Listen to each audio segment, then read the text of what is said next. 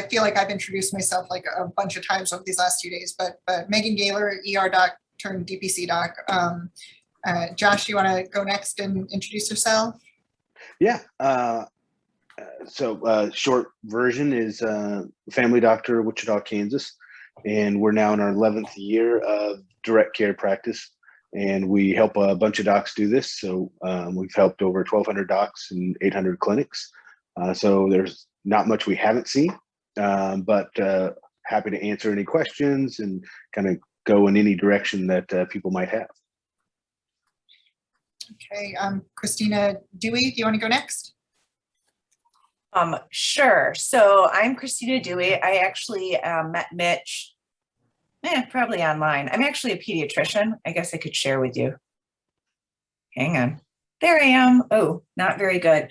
So I'm actually a pediatrician, but have been involved with a lot of the grassroots physician groups that have formed over the last 5 years. I'm good friends with Marion Mass, love the DPC aspect, feel like I'm meeting all these great, cool people that, you know, I've only met virtually, and I guess this is still virtually, but just super interested in taking back medicine and promoting physicians and physician autonomy and everything else. So I think this is just an amazing group of people that are super duper smart and that we can change medicine by again, making what we do known to the public, promoting each other, lifting each other up, and going from there. And I probably need to start my own DPC practice too, so that's why I'm here. Awesome. Christina Hernet. So I'm an emergency physician in Massachusetts, and Jeff Gold, who spoke earlier, was my med school classmate. And I identified on a rotation through the ICU that like he was probably the medical student with the most integrity in our class of 100 at that, just from seeing the way he, even at that moment, pushed away from an ICU attending as a third-year medical student, told the ICU attending in the middle of rounds, excuse me, walked away from rounds to go talk to the family of a patient that got intubated overnight that was visibly upset by arriving to see that. So when I started hearing him starting a DPC practice, I was like, what is it? What are you doing? I wasn't the least bit surprised that he pushed away big medicine to try to find any other solution. And Mitch Lee was a medical student when I was an attending and teaching in the med school. So I have these connections to them. And at this point, I'm just, you know, I've been burning out slowly for the last however many years since I started, because the faster, more pace of emergency medicine is just so incredibly disrespectful for physicians and nurses and patients. And I'm just information gathering. I know that I've known basically since the beginning that the industry of medicine would push me out. And I just know that I still have value. The patients let me know all the time that what I provide is valuable, but it's too slow for faster, more. So that was a lot of words. Sorry. No, I very, very much feel your pain. It's absolutely terrible in emergency medicine. And I think that sometimes I describe myself as hyper-ethical, like to a fault. Like my life would be a whole lot easier if I could compromise on more things more often, but I just can't. So I definitely feel that. And it was actually when, you know, when I went to, so after Mitch sort of introduced me to this, I think he mentioned that the first time he and I met in person was actually at the DPC Summit in Chicago in 2019, I think, where I believe I recall Josh speaking there. And there was one particular lecture there, and to be honest, I don't remember the content at all, but I remember the title was Disruptive Docs Welcome Here. And that just resonated with me so much that I literally was sitting there, and first of all, I teared up, which, you know, I might do now, but, you know, it was so, yeah, I'm tearing up.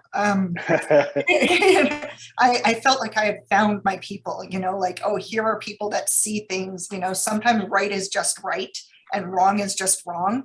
And here's a room full of people who are speaking up to that effect. And that to me was very powerful. And that was, that was when I mentally sort of went all in on this, and you know, kind of knew I was headed in that direction at that time. So anyway, they're over. I'm not. I'm a little bit of a Luddite. Over in the. I see that there's 5 people here. It looks like there's 5 people here over on the sidebar, but I only see 4. Does anybody see someone else in this room who needs to introduce themselves? I only see 4. I think it's just because Mitch is connected to all the rooms. I think he's it is not Oh. listed here. I think that's how Okay. it works in Zoom. He's the 6th man in every room there. Yeah. Yeah. That would make sense. So The I go-to mean, player. we have like an hour allotted. I don't know that there's any way we'll fill all that. And I know that, you know, Josh and I we've never really talked in person one-on-one that I can remember, but we cross paths on Facebook frequently. And Josh is really a pioneer in this movement. So Josh, I don't know if you have like sort of a canned introductory speech spiel already that might be helpful for our duo of Christinas. But Sure. I absolutely defer to you sort of for introductory remarks. So I can pour out this coffee and fill it with whiskey, and then we'll fill the whole hour. So I can talk until you shut me off. So yeah, I mean, I can kind of give a history of our background or DPC, or answer questions, or just kind of, you know, go jazz for a while and see if that, you know, triggers questions. So whatever works out well for the group. I Sounds figured we'd good. start with you and then move to questions and see where it goes. I think anything Yeah. along the lines of like a vague path from where I am, full of uncertainty and trying to choose a direction, and seeing your clinic that you just took us on a little tour of was really inspiring. Just like not an emergency department environment, but I could see patient care happening in there. And so like imagining what that path or steps look like is just a skeletal framework would be really helpful. Yeah, Hey, Megan, absolutely. What's the name of your practice? Colga Care. So I live in Columbus, Georgia. So it's COLGA. Okay. So the millennials like to say #Colga. So that's right. It's crazy millennials. Love it. Yeah, no, I think the idea of starting a practice or transitioning like that feels like an elephant you have to eat all in one bite. But in reality, I think it's a lot of little bites that each one might feel a little intimidating because it's often things we haven't done before. But on the grand scheme of things, each one's very doable. Naming a practice, I think, ends up being the hardest part because it's part emotion and part vision, and it's your baby, and it's very public. Then from there, finding a location, just because that's so unique to each area. What's available? Where do you live? What's the market? What's your budget? Those kind of things. But after that, it's a lot of little pieces. A Facebook page, a regular website, setting your pricing and value proposition. And I like to think that for a lot of that, for DPC, it's like a bowling alley. There's bumpers on the side. Here's what works, and there's a lot of variation within DPC for what can work really well. The classic phrase, if you've seen one, you've seen one. But at the same time, there's some themes between successful practices. And, the plus side of helping start so many practices is we see what works. The downside is we see what doesn't work. But that does help kind of give a reference. So my joke is, you can put a lot of things on a pizza and it's still a great pizza, but you probably can't put sushi on a pizza. But I'd eat the hell out of a sushi pizza. So, there's something that doesn't go well on a banana or on a pizza. But it's as long as you do that value proposition, that seems, like something you'd want to buy as a customer. There, overall, there's less than a 2-3% churn rate in DPC practices because it's born of the idea that we're trying to help patients find better, easier, faster, more affordable care. And despite hearing from doctors across the country, well, my area is different. My area is very conservative with their money or risk adverse. Well, that's kind of everywhere. Thankfully, though, good healthcare is increasingly hard to find. and it's a commodity like milk or gasoline that everybody wants and needs. Now, we don't need to be everybody's perfect doctor. That's the nice part. We can design a practice based around what we enjoy doing. But if you set the prices well, set the budget reasonable, then everything gets easier. One of the common questions we get is, how do I market a practice? And say, well, first off, good marketing starts with a good business model.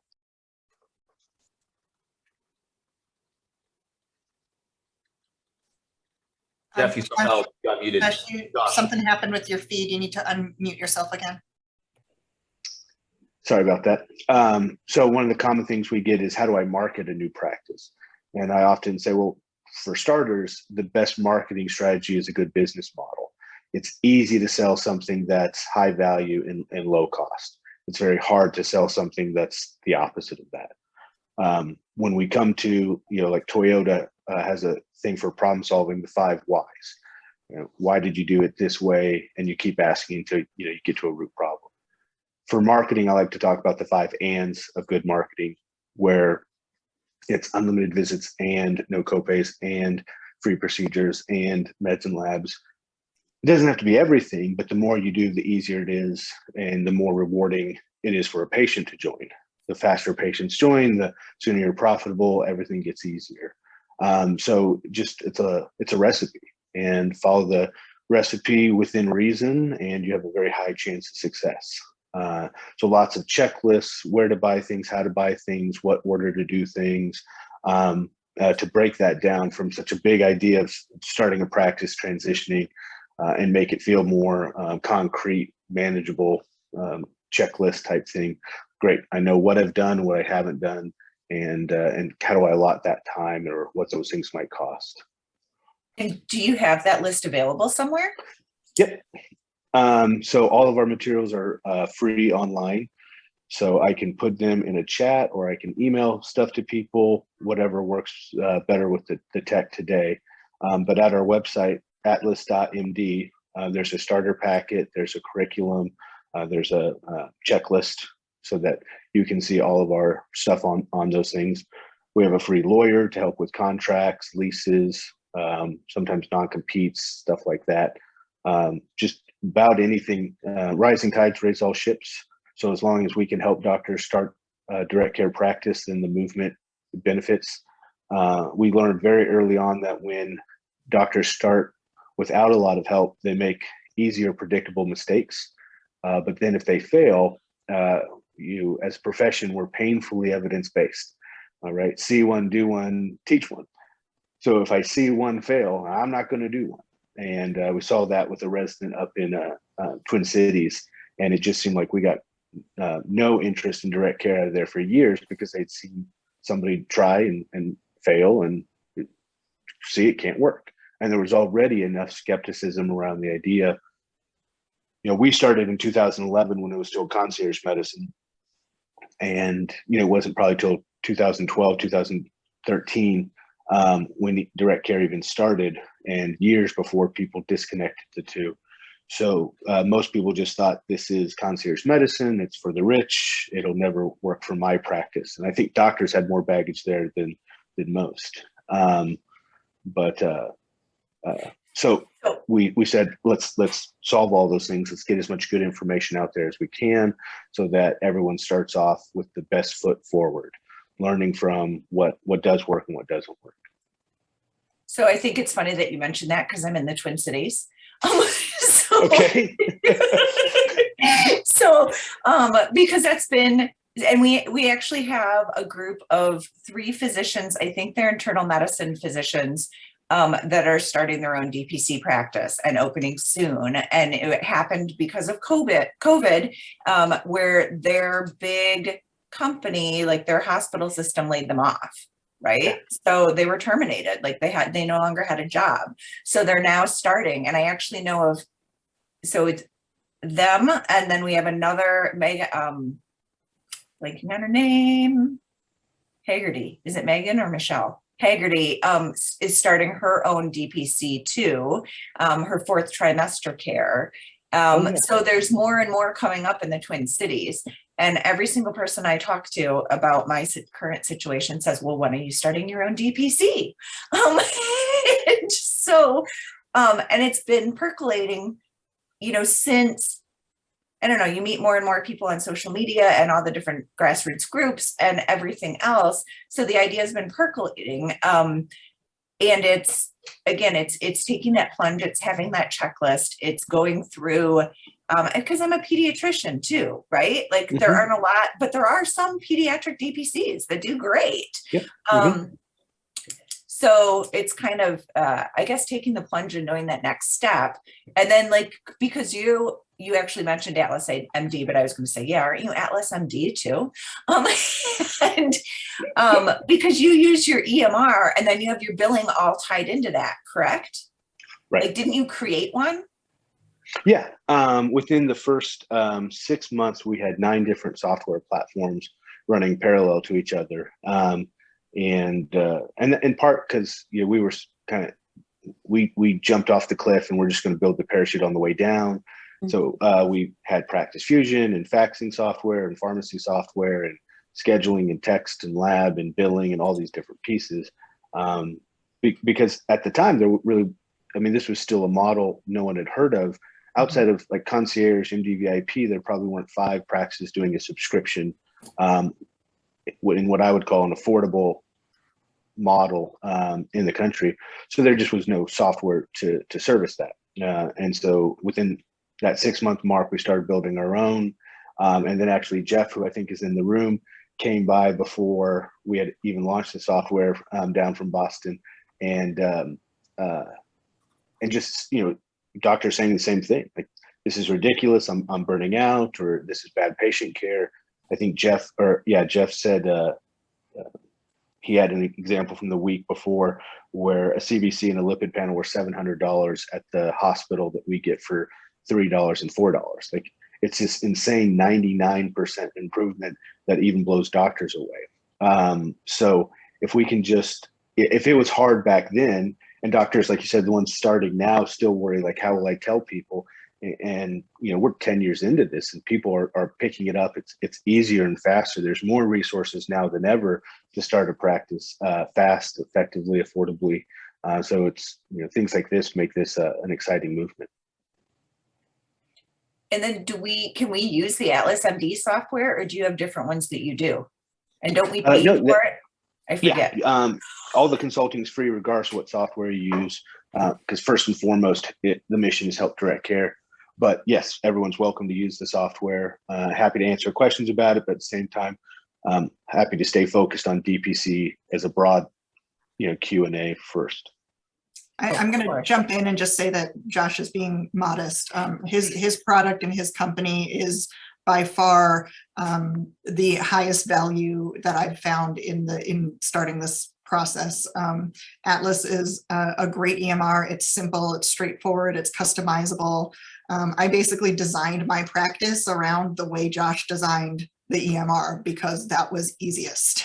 And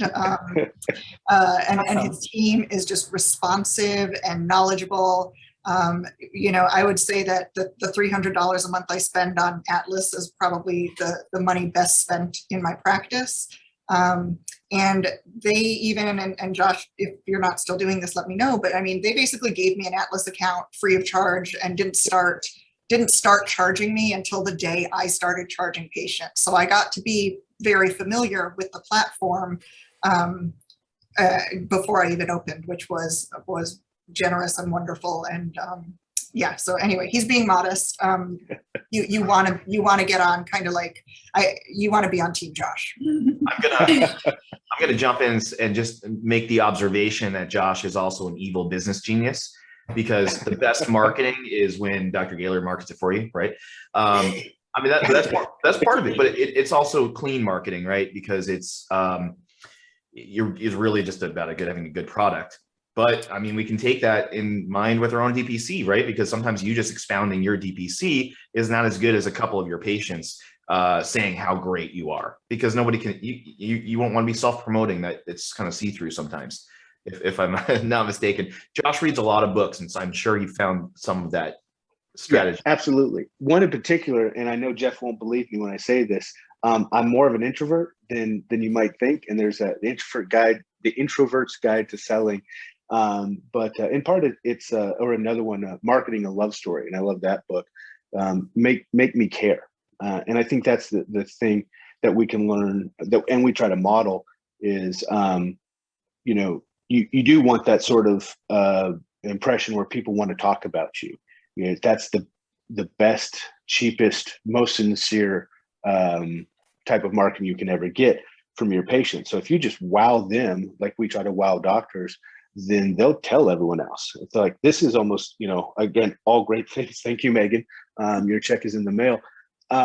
You know, this is the best money I can spend is a comment I'd want my patient to say. That, you know, this is, you know, that their team is responsive, or, you know, this seems like an amazing value for the money. And those are the kind of things that I think make DPC so fun, because it is a genuine compliment that doctors get, and it really goes to the heart of how we're here to help patients, and not in a blind way. I mean, business has to be profitable or sustainable, I think is a more palatable term. And patients understand that too, but when they see just this huge value coming back out, then they almost want to go. Another book, Contagious, How Good Ideas Go Viral. People like talking about things that they feel they know that other people don't know, which is the whole neuropsychology behind the fun facts underneath the Snapple lid. You know, we've had patients start whole social media threads because they thought their medicines were too cheap, like 30 cents a month or something for whatever, Flexeril or Lisinopril. And then, wow, who does that? How do you get that? Oh, my doctor. And then, they're just happy to be sharing that. If you can get that kind of momentum in your direct care practice, you don't even have to market. It's fantastic. I have another question, because being a pediatrician with vaccines, like, do you guys do your own vaccines, or how do you do that? Yeah, we use a service called VaxCare, VaxCare.com. And I'll say two things about them, one not good, one very good. Their sales team is a bear to work with. But once you get past the sales team, the company itself is fantastic. So, and anybody's familiar with them who probably knows that they've had this hot cold relationship with DPC, kind of state dependent and volume dependent and sales rep dependent. They even tried to cancel our contract 6 weeks into it, and I just refused. So they weren't expecting a refusal. Like, no, we're not breaking up. That's not how this will work. And I think we started in like late April, and then by end of May, they were surprised we hadn't done more vaccines. It's like, the school year's over. Anybody who needed anything, flu season, this was 2017 pre-COVID, like it's not a vaccine season. And now we do a ton. My nurse went to 3 different employer groups today to do vaccine, flu clinic type stuff. So, and they have better prices than we can get wholesale ourselves. We could do cash prices. Their software is surprisingly good. But it just, the sales side is a little rough. So for pediatrics though, it's easier. I think they'll say different numbers, but between 200 and 300 vaccines a year. So that's much easier for pediatrics. Mm-hmm. But then it doesn't cost you anything to join. They will send you whatever vaccines you order. You could unplug your fridge, ruin all the vaccines, and just mail them back. It's basically what they'll do is they'll keep it till it expires, and then they'll send it back to the manufacturer. Okay. But if you have anything that expires, it doesn't cost you anything. You send it back to them, and they'll bill the insurance for you. Again, their software is pretty good at this. And for most of the vaccines, not flu, you'll get like a $20 admin fee, which is, not bad. Right. And it's as close to our perfect one scenario as I think we can get. If you're familiar with how we dispense wholesale meds through suppliers like Anda, McKesson, Henry Schlein, it's very similar to that. It's plug and play. It's easy, and still keeps us on the right side of an insurance process. It's Awesome. actually really interesting in Massachusetts that 98% of things here with DPC are a pain in the ass, you know, because we can't dispense. We have really strict CON laws that make independent radiology centers very hard to find. But the one thing that's actually been easy has been the vaccines for 18 and under. We actually just get them from the state. We have an account with the state immunization, you know, branch of the Department of Public Health. And, you know, we have to obviously do the logging and, you know, all that kind of stuff. But, you know, for the adult stuff, we usually just send them out to, like, you know, a Just CVS pharmacies. clinic Yep. or something, or local mom and pop pharmacy we use. We'll do like Pneumovax and Shingrix and all that kind of stuff. You know, but it's the one thing that's actually been pretty easy here in Mass is the vaccine. Because that's the thing we run into, because right now I work for a small private pediatric clinic, and we're involved in mix. So it's the Minnesota vaccines, and all of those vaccines we get free. But anybody that has private insurance, we have to pay up front for all of the vaccines, and it's tens of thousands of dollars each month, like $50,000 bills going to GlaxoSmithKline or Santa Fe or wherever. And it's, so it's challenging. So that's one of the things like that I've been trying to think through. And I don't know if VaxCare won't work with like they'll work with me as DPC, but they won't work with like my small private clinic, which They probably would work with both. But and what you might do is refer them to the private clinic that takes insurance and has high volume, because they'd love that, and then just send your patients over or get the vaccines from them. Like, we'll have other DPC clinics in town send people over if they need something, et cetera. So there'd be a couple ways to do that. or I get a group of all DPC pediatricians working together to do the vaccines. You know, I'm just trying, I'm thinking just. I mean, no, that's sort of the whole idea here, right? Is innovating through the problem.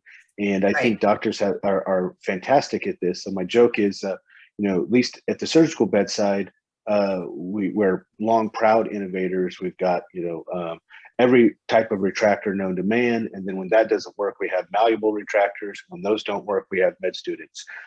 So, you know, curved scissors, straight scissors, whatever, because if it made a better end result, that was the goal. And it didn't matter what insurance paid for it because they weren't involved in that. But then when it comes back out to the business side of this, we shut off that side of our brain for a variety of reasons, and don't necessarily innovate there. Now, the bigger DPC gets, the more opportunities doctors are having to problem solve. But at $20 in admin, you could arguably make a good living if just doing that, just being the vaccine people and hiring a nurse and sending them from clinic to clinic or home to home, especially for pediatrics, you know, at 4 or 5 shots at a pop, that's not bad. So there would be ways to combine that and say, well, I'm going to definitely hit the volume. You won't, VaxCare is looking for the easiest money they can get, right? They don't want too many vaccines out, not being used, or too much hassle. That I understand their volume requirements. So then to have one central source that's going to have more volume, that's more attractive. And then if you can piggyback that off of an insurance practice, I mean, we basically have one account with VaxCare, but for 2 locations, and we'll just, you know, take vaccines over, and we've got one hub in the office, and then they get a mobile device so we can scan the vaccines at the other office. So you could easily do that and travel and troubleshoot. Yeah, the other people that are, or the other pediatrician, or she's family practice, I guess, that's starting, because she'll do the 2-month visit, but she'll actually just go and write a prescription for the vaccines, go pick it up at the pharmacy, and then take it and give it. But depending on, some states allow it, some don't. Yeah, I'd have to look into that, but thank you. Yeah. You Hey, I start have to a realize question. how every state's just a little bit different. So like even on the software side for a vaccine registry, which would be fantastic, but there's actually 53 different state vaccine registry programs for 50 states, because California is 2 and New York is 3. You know, so it's like, you know, you start to realize how fragmented everything is. So there's a little bit state by state adjustments to the model. Other Christina, were you trying to ask something? Yeah, I have a question I think that you might have some insight on. As an emergency physician, and the model I've learned the most about is direct primary care, and I'm not a primary care doctor. I spoke to Mitch about this a fair amount, but trying to imagine what my practice would look like when I don't necessarily, certainly as a generalist, I learned about hypertension, but the idea of like managing those things over time or excluding certain patients from the practice, like I just haven't been able to wrap my brain around that yet, despite now a few conversations. So I'm looking for more insight to help it settle. Christina, can I frame this as well? Because this is, I think, everybody's question from emergency medicine in the back of their head. And I think Dr. Gaylor totally embraced it and was just like, I'm a fucking generalist, and I can look some things up and I can talk to people, and I'll do a lot of reading and do good by my patients as a primary care doctor. And then on the other hand, there's a lot of, Paul Amuto's model of like, we can do urgent care in telemedicine, which I think is probably selling us short, because we're way better than urgent care doctors. And in my brain, urgent care is one time without continuity, and it's transactional, and it sucks. And it doesn't matter if you're an ER doctor or not, but if you're able to see the patient next week, you can let them know that you're not going to charge them again if you don't give them the antibiotic. In an urgent care setting, they're just mad at you if they don't get something transactional like an antibiotic. Yep.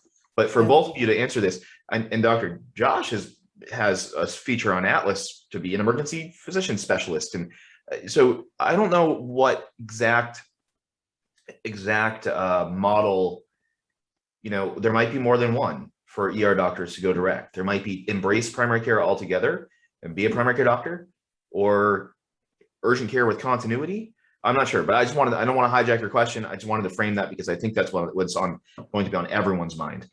I just feel like I need to have a sense. I mean, and it does seem like there probably are there's a sort of a continuum of what you can do from very primary to very emergency. But I feel like I need to start to settle that and focus that, because I think that affects your business plan, your marketing, like knowing which audience you're reaching to. And that's what that part's very nebulous to me right now. So I would say, first and foremost is you've got to be confident in yourself and your training. The system is so fragmented right now and so over siloed that I think we forget that we are all generalists. I mean, the era of the generalist was not that long ago. People were still doing house calls regularly, 50 years ago in this country. So you have that training. I think maybe it was a little easier for me to shift my mindset coming from the military, because we know in the military that, your next billet could be, as a GMO, as a generalist, whatever. So whatever. But remember, so you have a lot of advantages as an ER doctor. You are a super generalist, right? Like you are expected to be able to see anything at any time, any age, right? So if you know that you can handle the worst of the worst with severe time constraints, you are capable of handling anything else at a more leisurely pace. So the key for me was controlling that pace. And part of that was financial. I invest in real estate and restore old houses on the side. So, I can pay my bills without working. And I put money aside when I decided to start this business so that I could, low and slow was sort of my motto, right? Like I'm just going to start where I am with what I have. I'm going to be very upfront with my patients about my strengths and my weaknesses, extremely transparent. I'm going to partner with my patients, shared decision-making in every decision we make. And basically it comes back to you and you get a chance to relearn and you have this supportive community that doesn't make me feel bad when I ask, what might be very elementary questions, from a primary care doctor perspective, and then I just do my best to kind of pay it forward and really chime in if there's something, if there's a question posted that can be, that's best answered, from an ER doctor's perspective. So first of all is just shifting your mindset that yes, you are capable of this, and then setting yourself up so that you can do it in a way that you're comfortable with, at a pace that you're comfortable with.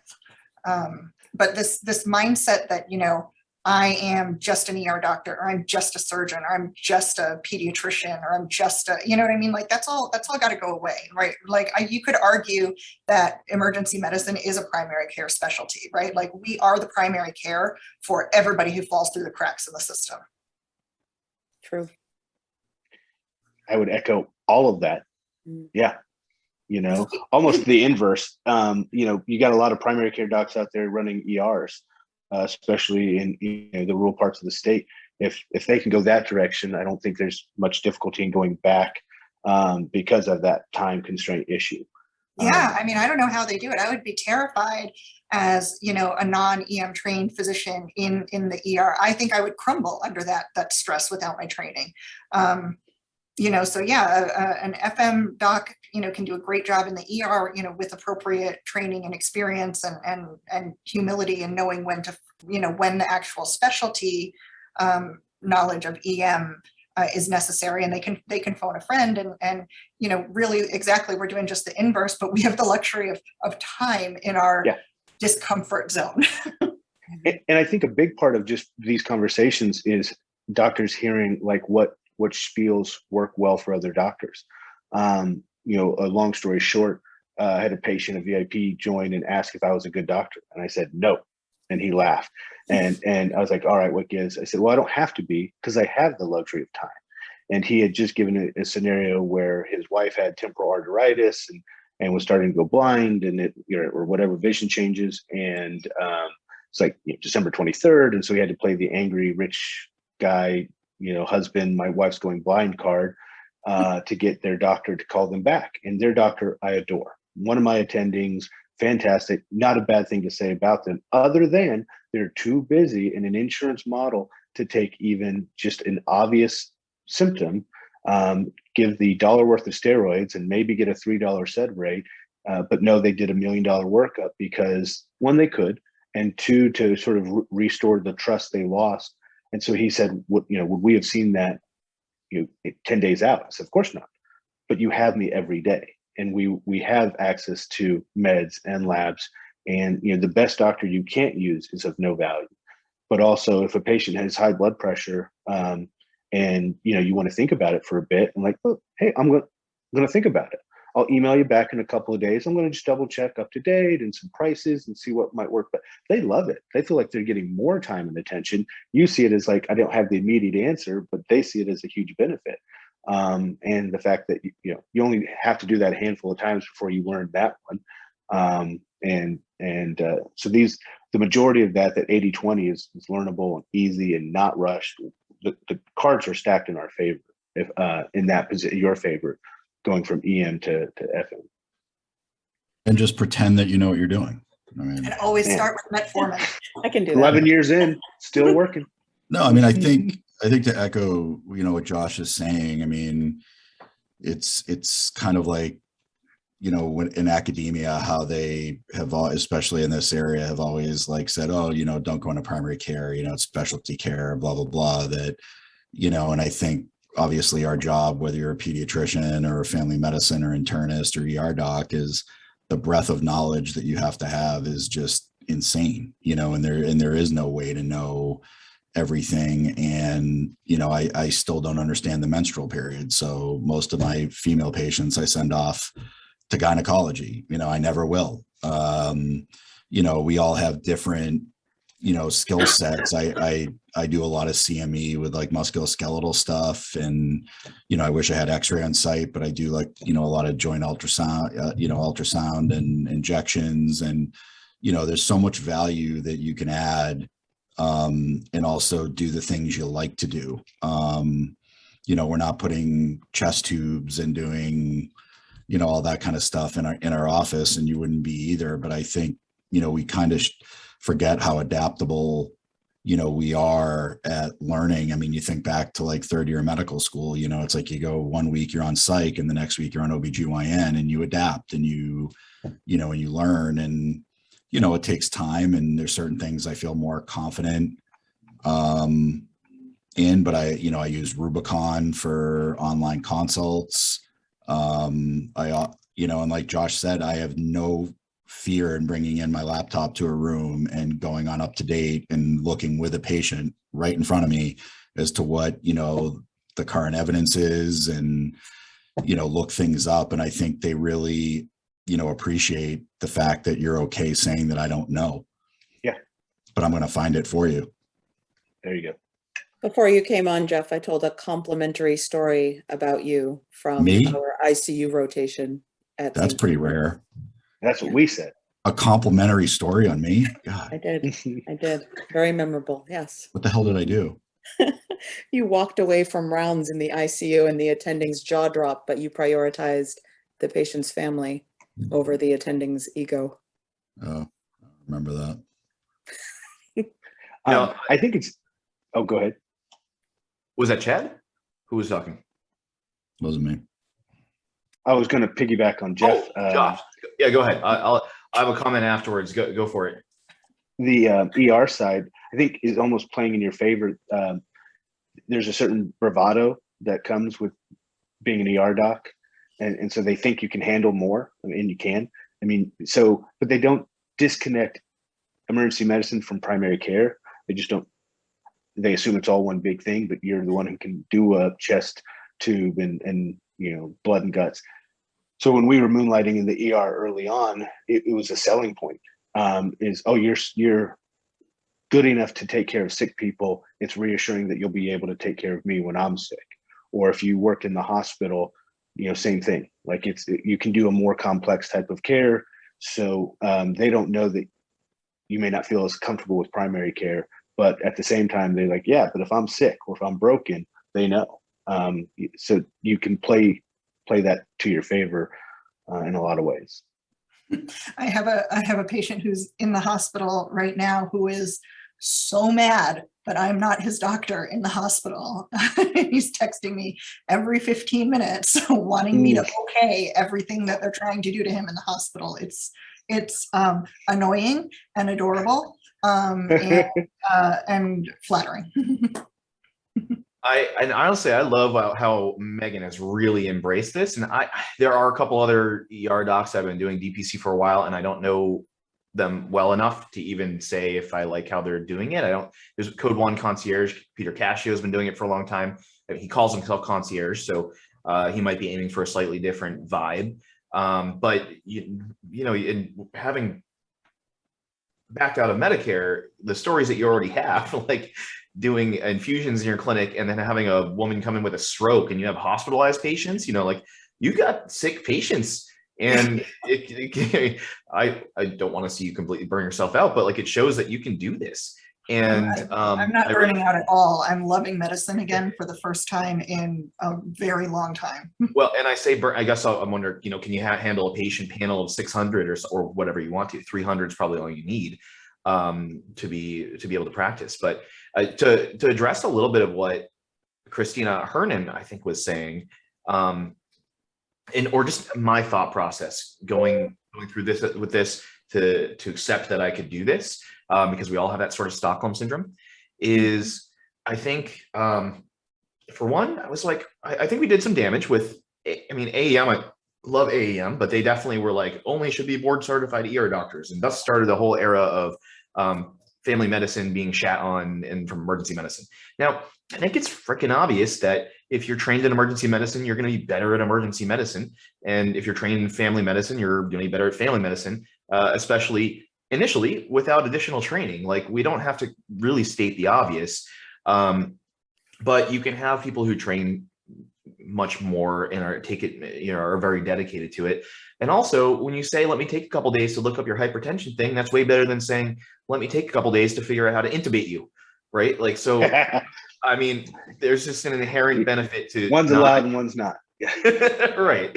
So there's that component which made me say, all right, I can do this if I want to. If you don't want to, then you're definitely not going to learn how to manage hypertension, you know?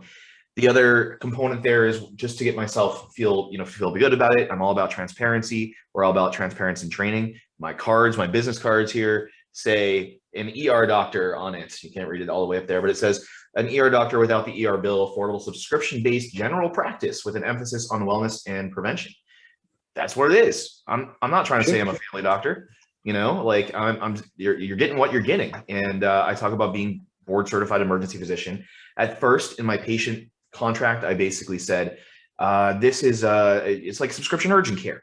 I mean, it's just like having follow-up with your urgent care, but you should have a primary care doctor still.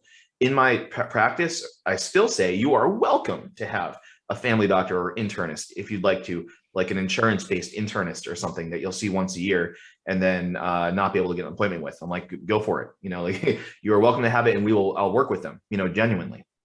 And what Dr. Gold said is, you know, doesn't understand the menstrual cycle. You know, will any of us ever? I don't know. It's just like, half of us won't.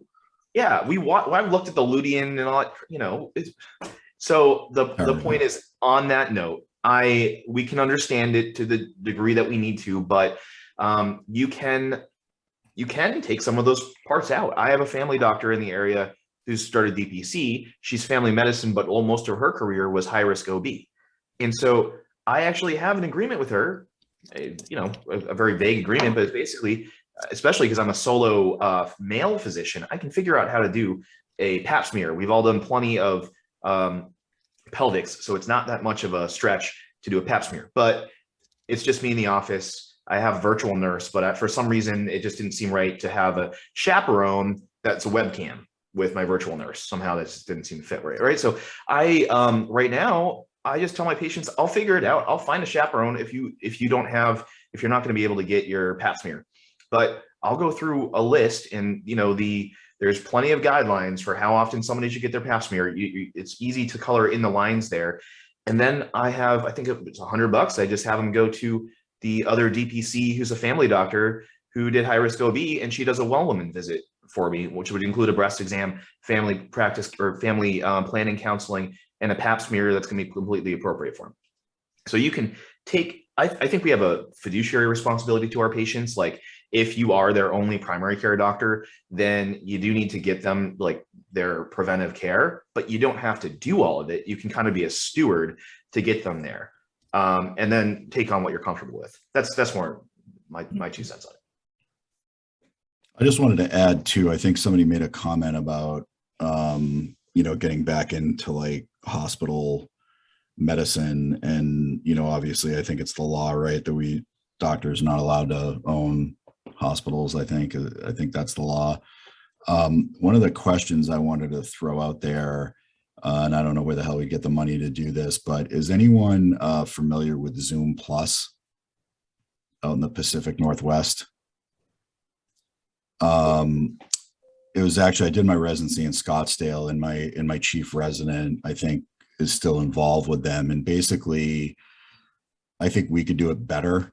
You know, they use a lot of mid-level kind of one-off visits, but I think it's almost like a combo of a primary care office with an ER. I think they have like a CT scanner, they have ultrasound, and it's pretty awesome, you know, because I love the fact that I could see somebody and say, you know, maybe I have a colleague there who's a DPC ER doc and be like, you know, hey, that's, you know, certified in handheld ultrasound. Can you come take a look at this or whatever? I mean, I think the one thing I miss the most about, I mean, I don't miss much about the old way of doing things with my employee job, but I do miss the camaraderie. Like I do miss the collegiality of working with people that have very different skill sets and excel in different things than I do.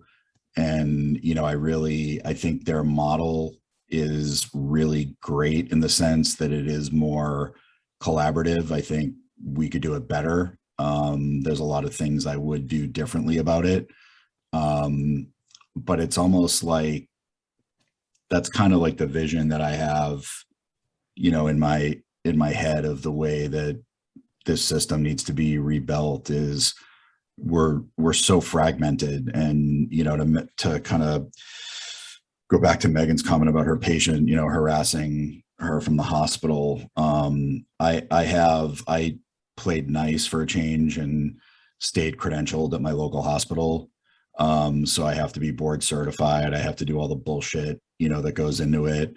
But one of the things that's allowed me to do, like pre-COVID, is I would go in and do social visits, you know, on my patients that were admitted, not, you know, for observation, but people that were there, you know, for an extended stay. And I can tell you that if you do it the right way, the hospitalists so appreciate your involvement. You know, they're seeing these people that all they know is what's in the record. You know, they don't know what medications they've tried before and how they tolerated them or didn't tolerate them. And there's so much value to add. You know, they want to get these people in and out as quick as possible. And you can actually help them do that in a much safer way and be like, you know, hey, send them right over to my office for discharge so we can make sure the review, you know, the meds are, you know, corroborated and everything. And, you know, COVID obviously screwed it up with not letting outsiders in. But when I was doing that before, you know, it literally takes, you know, you block an hour, you know, and you go over there and you shoot the shit with them. And like, it literally means like everything to them, you know, especially when you're dealing with the older population. They love the fact that you're involved and that they know that you're up to date on what's going on with them, because they really do feel lost, you know, and they don't know who the person is taking care of it. And as we know, you can be a great ER doc, you can be a great hospitalist, but there is something about knowing the patient that makes your job a lot easier. I mean, I think it's come a long way in 10 or 11 years, from little to no resources for each clinic to, you know, ton of resources. And I imagine the next 5 or 10 years are going to just be even better. So easier to get that camaraderie or have groups or have even more additional services, because I almost think it's not fair on one level. So we're playing a different ball game than everyone else. Literally, figuratively, everyone else in the healthcare system is trying to say, how much can we charge the payers? And really, DPC is the only group without much of an internal turf war that's trying to say, not what's in it for me, but how do we make it best for patients? And I think that's why it's growing so fast, is it's got the right why. And then combining hospitalists, you know, just like the vaccine thing, one hospitalist that can then work for a bunch of DPC practices or, you know, our own CT, our own services, whatever, that the more of us there are, the more opportunity for those kind of new value adds to the movement.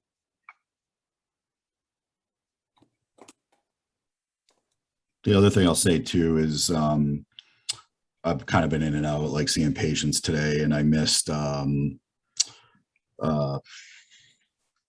Ryan's talk, you know, about kind of, and I know she mentioned a lot about the DPC Alliance, and you know, I was kind of one of the original founding people involved, and I will tell you that I've kind of been really frustrated with them to some degree. And the reason is I think, you know, we were charging, you know, $500 a year for dues. And I think 3 years ago, we sat in a room in a conference and we talked about, well, what are we going to do? What's the value that we're going to, you know, give the docs for paying this $500? And I think they do a very good job with the masterminds and like really helping residents and docs that are in the system looking to transition, or people that are already in the process of transition. But the one thing I don't think a lot of us are good at, and I think it's one of the things that we're really missing, is I think we have like one of the most powerful emotional stories to tell.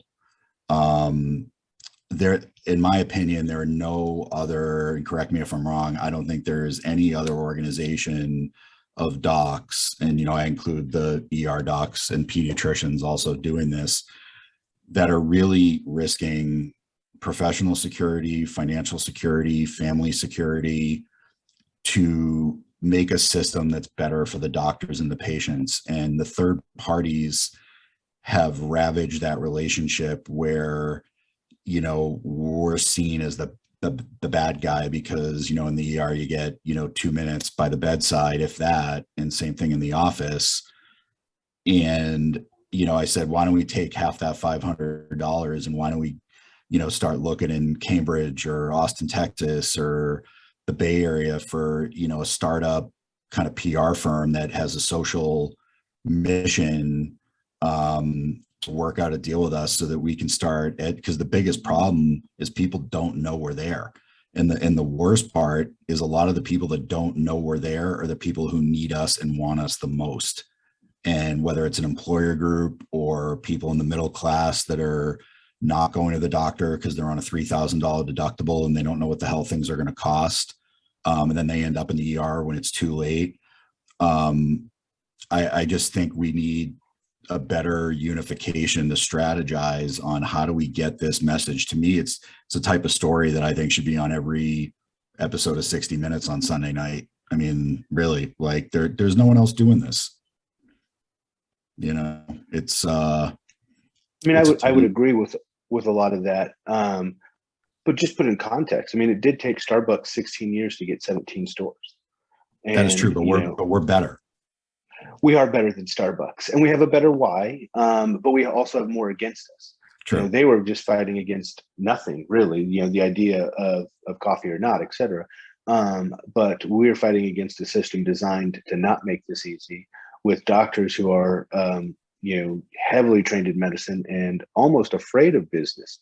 I mean, Right. I know my med school made it sound like anything business related was unethical. And I think a lot of doctors struggle with that same kind of thing. The fact that we've come this far, this fast is amazing. You know, for the first 6-7 years of this, I wanted to just, you know, go Silicon Valley, blitzkrieg the growth and just watch it explode. Now I'm almost hoping it doesn't grow too fast, because that's where you see all the things crack. And lots of companies or movements crack when they try to grow too fast. Now, of course, I think we can grow plenty fast, but it's been a feature, not a bug, that it's grown like this, and we've been able to keep so much control of it. And 95% of this is just, you know, solo and small group doctors doing exactly what they want to do, which will make it hard for anyone else to kind of come in and out DPC the DPC movement. But I think there's the S curve. The amount of time it takes you to go from 0 to 10% is the same amount of time it'll take to go from 10 to 90%. And I think the next 10 years will go from, you know, 10 to 90%. There's a really interesting chat going on. Meghan, I'm wondering if maybe you would bring some of this forward, because I'd love to sort of hear it, like the idea of you are the item, not your office, which makes it mobile. And if you're moving out of state, or that you potentially are a movable entity. I'm just curious about the conversation that's been going on. I've been trying to follow it while listening to two things at once, and it seems really good. You're on mute, I'm afraid. Okay. All right. I don't want to get myself in trouble or anything, but yeah, after 15 years in the Army, you learn to kind of how to stay under the radar as needed, and you know, volunteering less information as you're setting yourself up.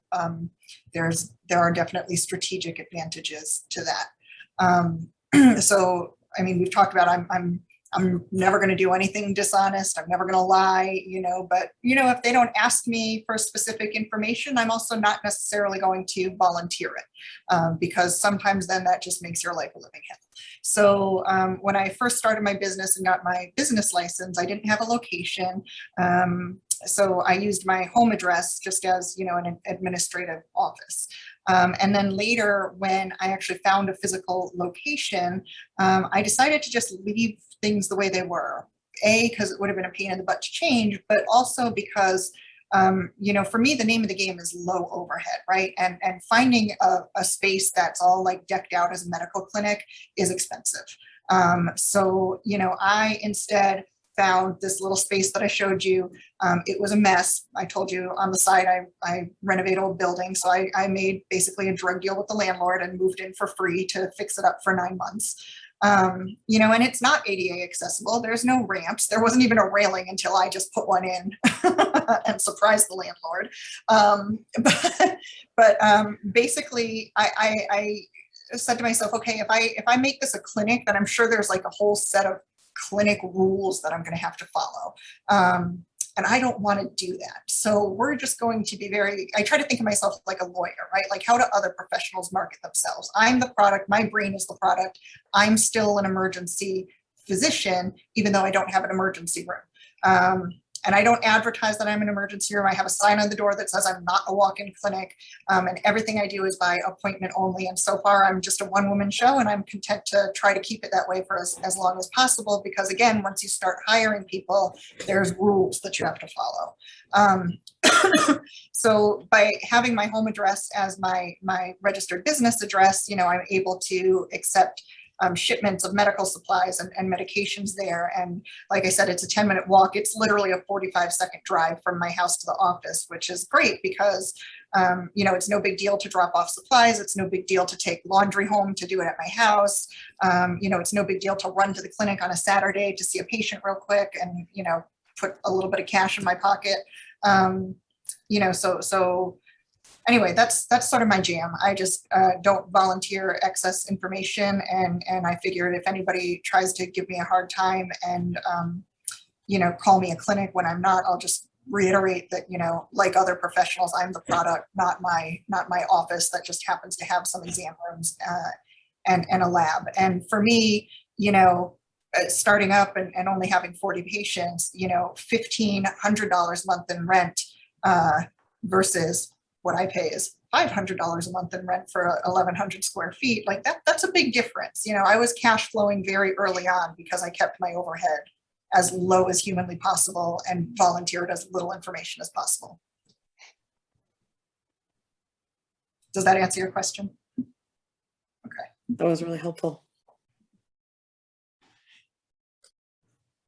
Does anybody else have any questions? We're at time, right? Are we supposed to go back to the main Yeah, room? so we're just a little bit over time. They've been calling us back, but Chad just had one more question. It looked like he had asked, you know, is there a volume above which your expected model would falter? So I think it's different for everyone and their comfort level. I know Josh has quite an operation.